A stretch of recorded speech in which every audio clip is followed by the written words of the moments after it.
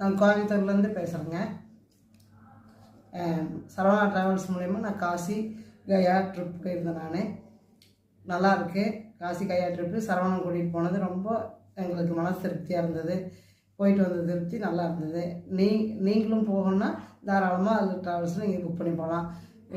இருக்கிறது தங்குறதுக்கு இடம், சாப்பிட்றதுக்கு சாப்பாடு எல்லாமே ரொம்ப திருப்தியாக செஞ்சுருந்தார். யாருக்கும் எந்த குறையும் இல்லாமல் எல்லா பக்கமும் நல்லா கூட்டிகிட்டு போய் காமிச்சார், எல்லாம் பண்ணி கொடுத்தாரு.